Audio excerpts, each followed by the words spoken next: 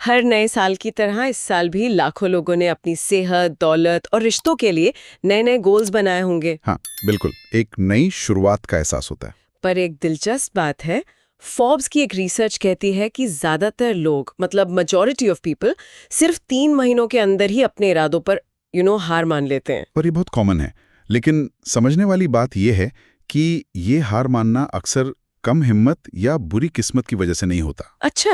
इसके पीछे हमारे मन की एक ऐसी छुपी हुई ताकत है जिसे ज्यादातर लोगों ने कभी इस्तेमाल करना या कह सकते हैं कि अनलॉक करना सीखा ही नहीं है। बिल्कुल। और आज की हमारी चर्चा इसी दिमागी तकनीक को समझने और इस्तेमाल करने के बारे में।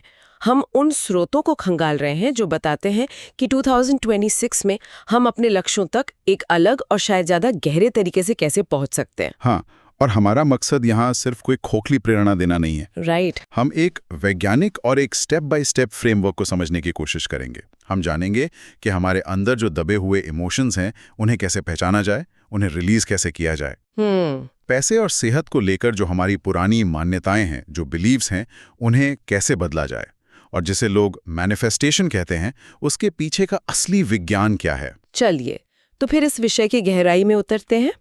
मन की शक्ति को समझने के लिए हमारे स्रोतों में एक बहुत ही हैरान करने वाली कहानी है, नॉर्मन कजिन की किताब एनाटॉमी ऑफ एन इलनेस से। जी। एक ऐसा व्यक्ति जिसे डॉक्टरों ने कह दिया था कि आपके पास सिर्फ 6 महीने हैं, उसने एक जानलेवा बीमारी को सिर्फ खुश रहकर और चार्ली चैपलिन की फिल्में देखकर मात दे दी।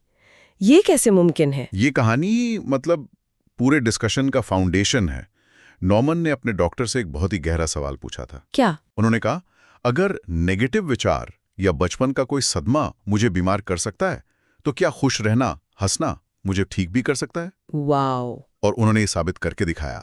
वो बताते हैं कि दर्द की 10 गोलियां खाने पर उन्हें 20 मिनट की दर्द भरी नींद आती थी, लेकिन 20 मिनट तक पेट पकड़कर हंसने से उन्हें 2 घंटे की बिना दर्द वाली नींद मिलती थी। ये तो कमाल की बात है। और यहाँ एक बहुत दिलचस्प पॉइंट सामने आता है, ये कहानी सिर्फ शारीरिक बीमारी तक ही लिमिटेड नहीं है। बिल्कुल नहीं। हमारे जीवन का हर पहलू, हमारे रिश्ते, हमारी फाइनेंशियल सिचुएशन, हमारा सामाजिक जीवन, सब कुछ हमारे मन की अवस्था से ही तो जुड़ा हुआ है। निश्चित रूप से। और असली समस्या जो गुरजेफ रीडर में भी बताई गई है, वो ये है कि हम कभी भी वर्तमान में, प्रेजेंट मोमेंट में जीते ही नहीं हैं। हम या तो अतीत की किसी बात को पकड़कर बैठे रहते हैं या फिर भविष्य की चिंता में डूबे रहते हैं। जैसा कि एक स्रोत में बड़ी खूबसूरती से कहा गया है, लोग अपनी जवानी बेच देते हैं बुढ़ापा खरीदने के लिए। सही बात है। हम हमेशा कहीं पहुंचने की जल्दी में है, लेकिन जो पल अभी हमारे पास है उसे हम जी नहीं रहे। एग्जैक्टली। लेकिन ये सुनने में तो बहुत आइडियल लगता है कि वर्तमान में जियो, पर हमारा दिमाग तो लगातार भागता रहता है। उसे काबू में कैसे लाया जाए? इसका कोई प्रैक्टिकल तरीका है? इसमें सबसे हैरान करने वाली बात यह है कि इसका तरीका बहुत सरल है। बस करने के लिए अनुशासन चाहिए। अच्छा। एक 3 कदम का ढांचा है, एक फ्रेमवर्क है। पहला कदम है अवेयरनेस, यानी जागरूकता। ओके। सबसे पहले तो ये मानना कि हाँ, मेरा मन भटकता है और मुझे वर्तमान में आना है। ये इच्छा, ये इंटेंशन ही पहला और सबसे जरूरी कदम है। ठीक है, तो पहले एक्सेप्ट करना है। हाँ। दूसरा है डिस्कनेक्शन, यानी अलगाव। आज हम इंफॉर्मेशन के बोझ तले दबे हुए हैं, हर तरफ से स्टिमुलस आ रहा है। तो कुछ समय के लिए विकर्षणों से, डिस्ट्रैक्शन से, खासकर अपने मोबाइल फोन से थोड़ी दूरी बनाना बहुत जरूरी है। एक डिजिटल डिटॉक्स की तरह। और तीसरा कदम क्या है? तीसरा और सबसे पावरफुल कदम है सांसों पर ध्यान देना।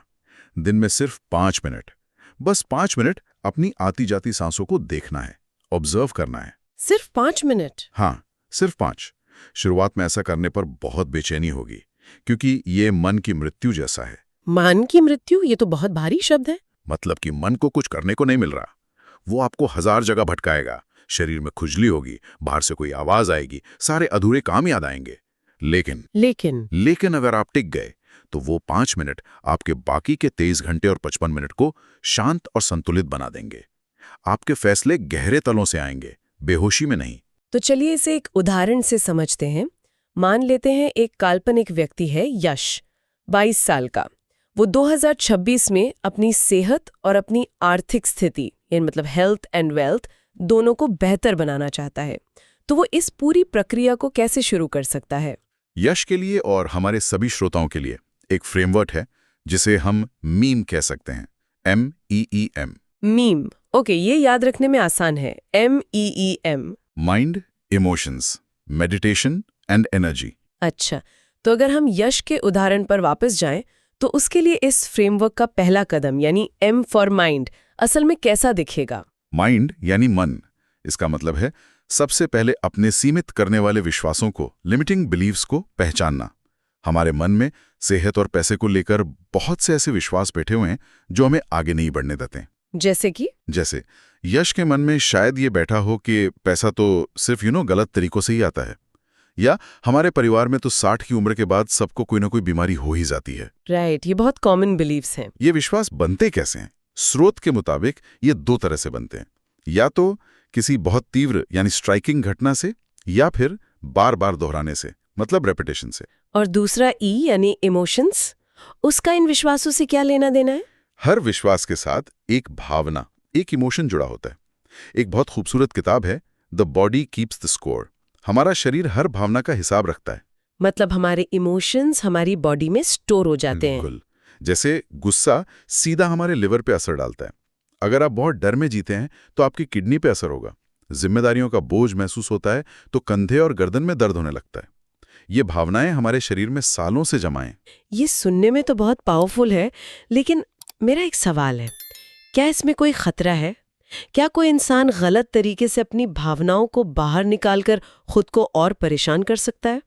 क्या ये किसी की देखरेख में करना बेहतर नहीं है? ये बहुत जरूरी सवाल है, और इसीलिए जो तकनीक बताई गई है वो बहुत सुरक्षित है। इसे कथारसिस कहते हैं। कथारसिस? हाँ, इसका पहला कदम ही इसकी सेफ्टी है। कोई भी शारीरिक गतिविधि करें, डांस, दौड़ना, कुछ भी, लेकिन तब तक करें जब तक शरीर पूरी तरह थक ना जाए। अच्छा, पहले बॉडी को थकाना है। हाँ, जब शरीर सुन्न हो जाए और विचार शांत हो जाएं। जब आप उस थकी हुई अवस्था में होते हैं तब आपका दिमाग ज्यादा सोच नहीं पाता। उस वक्त एक कागज लें और अपने अंदर की हर बात, हर गुस्सा, हर डर, सब कुछ उस पर लिख दें, बिना सोचे समझे। और फिर उस कागज का क्या करना है? फिर उस कागज को जला दें। जला दें? हाँ, ये एक सिंबॉलिक दाह संस्कार है। जब आप अपनी आंखों से उसे जलता हुआ देखते हैं तो आपका सबकॉन्शियस माइंड इस बात को मान लेता है कि वे भावनाएं अब खत्म हो चुकी हैं। ये एक शक्तिशाली प्रक्रिया है जो मन को रीप्रोग्राम करती है। और क्योंकि आपने पहले शारीरिक रूप से ऊर्जा को बाहर निकाला, इसलिए प्रक्रिया सुरक्षित रहती है। ये तो बहुत गहरा काम है। मतलब पहले माइंड के बिलीव्स को समझना, फिर बॉडी में स्टोर्ड इमोशंस को रिलीज करना। तो MEEM का अगला हिस्सा ध्यान और ऊर्जा पर है, उनके बारे में बताइए। बिल्कुल।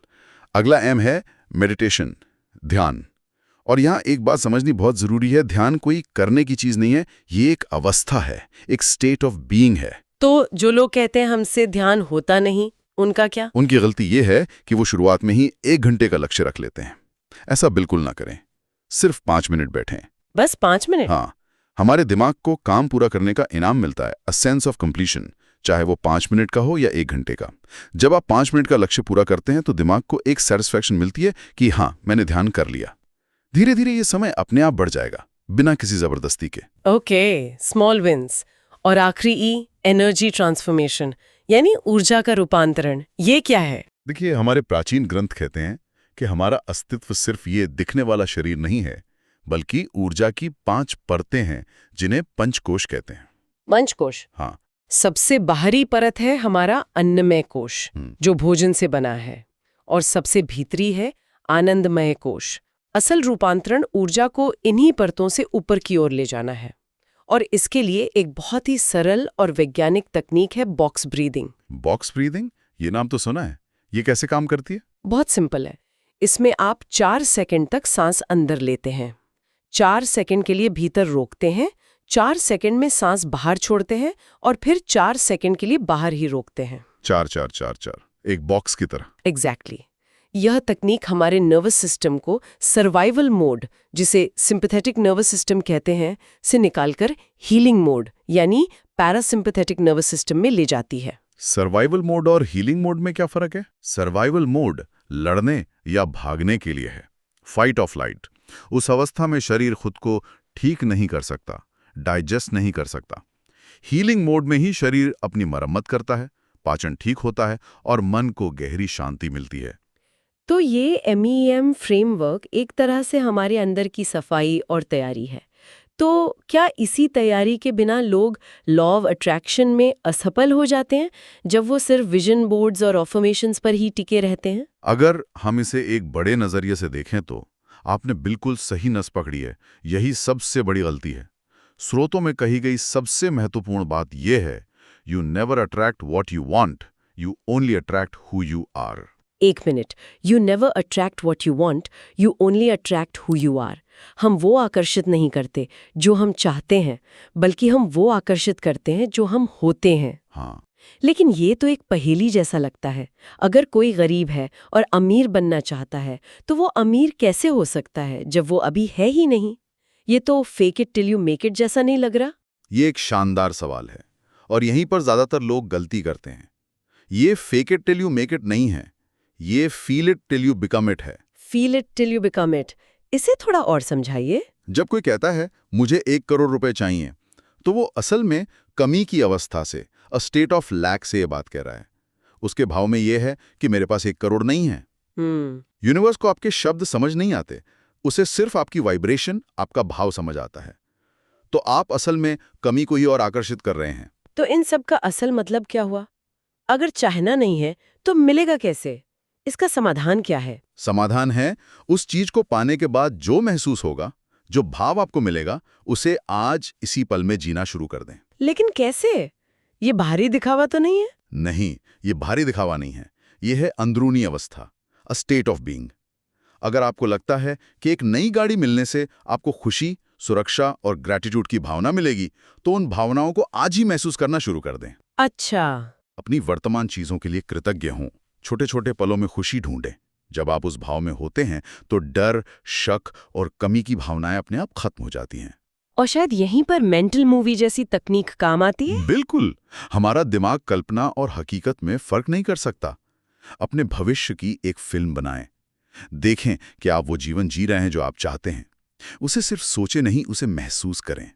उस खुशी को, उस सैटिस्फैक्शन को, उस आभार को अभी फील करें। जब आप उस भाव को जीते हैं तो आप वो बन जाते हैं जिसे वो चीजें मिलनी ही हैं। मतलब आप चाहने की अवस्था से निकलकर होने की अवस्था में आ जाते हैं। You shift from wanting to being. Exactly, that's the secret. तो आज की इस पूरी बातचीत का सार ये है कि अगर हमें 2026 के अपने लक्ष्य हासिल करने हैं, तो सिर्फ उन्हें चाहने की लिस्ट बनाना काफी नहीं है। बिल्कुल काफी नहीं है। हमें उस लक्ष्य से जुड़ी भावनाओं को आज में जीना होगा। मतलब नॉर्मन कजिन ने ठीक होने का इंतजार नहीं किया, वो पहले ही खुश हो गए थे। सही कहा। और MEM फ्रेमवर्क यानी अपने मन के सीमित विश्वासों को पहचानना, अपनी दबी हुई भावनाओं को कैथार्सिस से आजाद करना, ध्यान से मन को शांत करना और बॉक्स ब्रीदिंग जैसी तकनीकों से अपनी ऊर्जा को बदलना, ये इस होने की अवस्था तक पहुंचने का एक प्रैक्टिकल मैप है। तो ये सिर्फ लॉ ऑफ अट्रैक्शन नहीं, बल्कि लॉ ऑफ बीइंग है। आप जो चाहते हैं वो बन जाइए। इससे एक जरूरी सवाल उठता है, अगर हमारा शरीर वाकई हर भावना का हिसाब रखता है, तो आज आपका शरीर आपको क्या कहानी सुना रहा है? और इस पल से आप उसके लिए कौन सी नई कहानी लिखना शुरू करेंगे?